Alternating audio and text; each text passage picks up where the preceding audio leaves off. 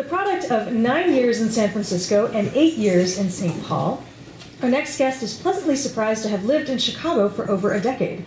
During that time, she has been an editor of Gaper's Block, R.I.P., performed stories around the city, and consumed many carne asada burritos. These days, she co-hosts Lady Live Lit show Misspoken, edits Story Club magazine, and tries to write essays that make you feel things, or at the very least, laugh. Please welcome back to Tuesday Funk, Rosamund Lannin. Woo!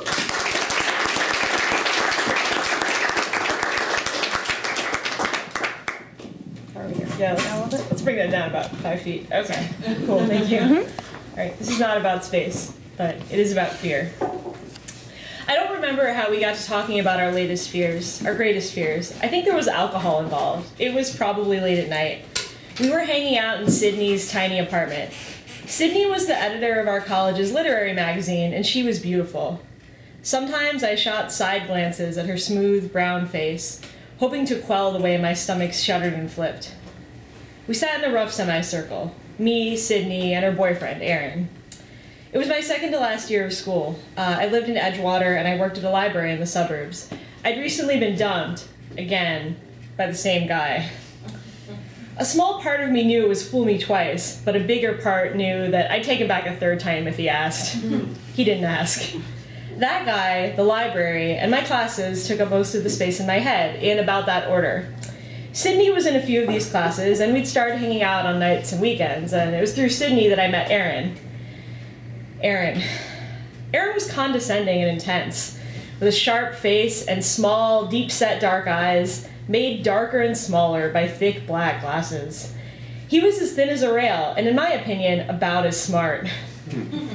He had a long, beaky nose, which brought to mind a perpetually angry, squawking crane. Sydney talked to me about how he fucked her a little too hard.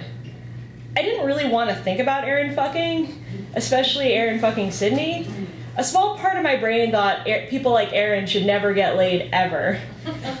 I saw getting laid as validation, but Aaron didn't even look that happy about it. He looked more tense and unhappy than anything.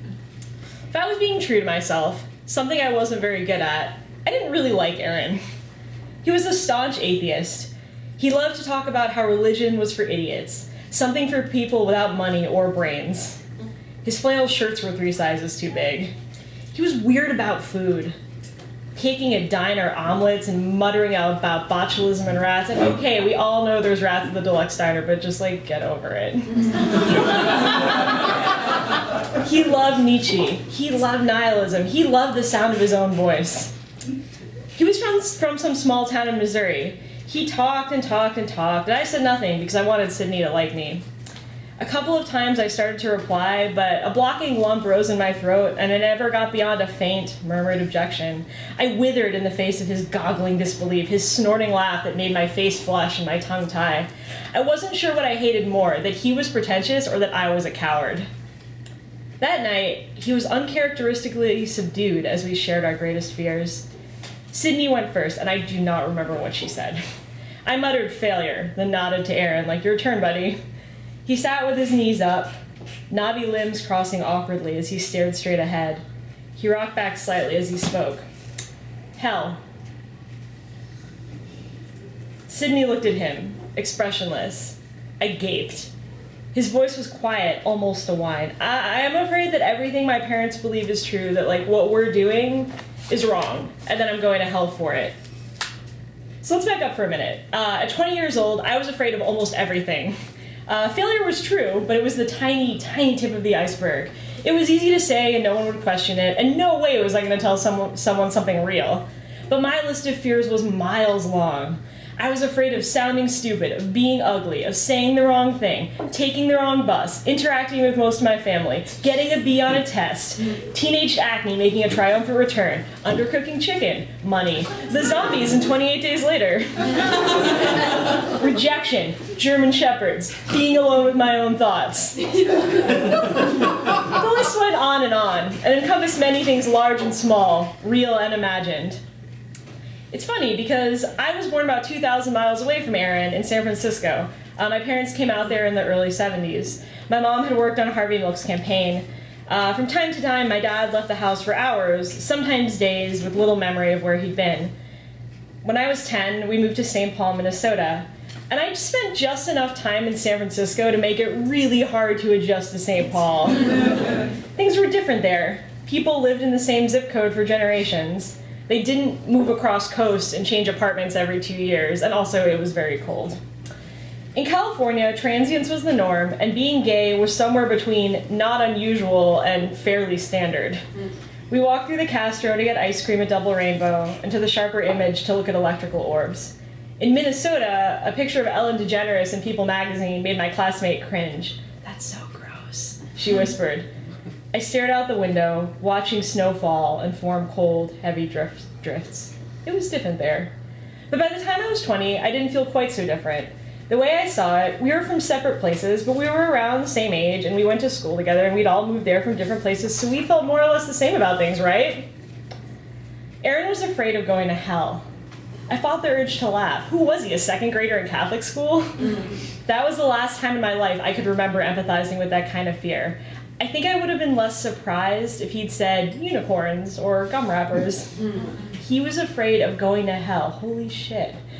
I thought of all my fears, the ones that would never make it into this circle. My fears were as natural to me as breathing.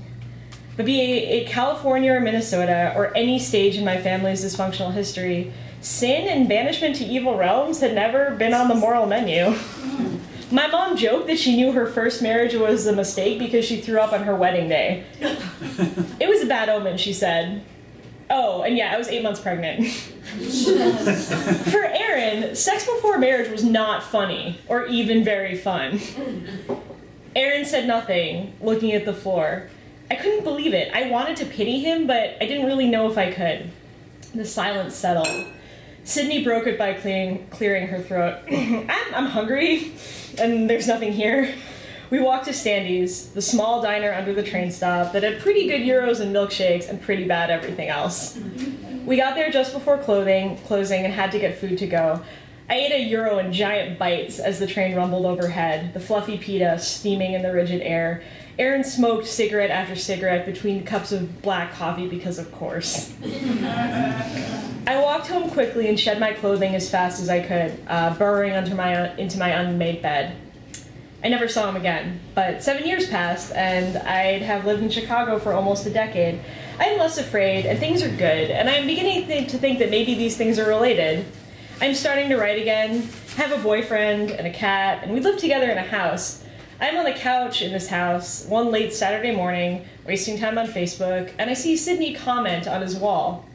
"You're loved, and you're missed."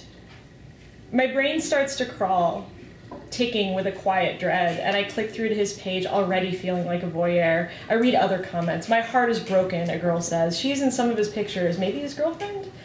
It's hard to tell. I scroll up and down. I figure out that Aaron moved straight back home after graduation. I'm not surprised, but it is somehow disappointing, and I read more posts, and Aaron killed himself. I think about how I fight fear every day, working to keep it from ruling my life. I think about how sorry I am that it took his. I read more Facebook posts. The memorial service for Aaron will be held at Grace Fellowship Evangelical Church. Services will be at noon Wednesday. I clicked to his mother's page, all pretense of not snooping forgotten. People say how sorry they were. The words, "he's with God now," float up again and again, and I am so angry. He wouldn't have wanted these neat, uncomplicated comments, wrapping up his life in Jesus and platitudes. But I don't know that for sure. I know nothing about what happened after we graduated, or really even before. In college, friendships came and went. I stopped hanging out with Sydney regularly a few months after that night, but I'm thinking about Aaron. I imagine his anger and misery followed him over state lines, back to where he called home. I wonder if geography was as emotional for him as it was for me. Did coming back make it worse? Did the small Midwestern city where he grew up stoke the idea of damnation? Did he still think what Mom and Dad told him was right beyond the brink? Aaron thought he was going to hell. At 20, I thought this was ridiculous, unfathomable. I don't share his specific fear, but I don't need to understand the source to recognize the solidity. Years later, I see how real fear can be, how it can define someone, and sometimes how it swallows you whole.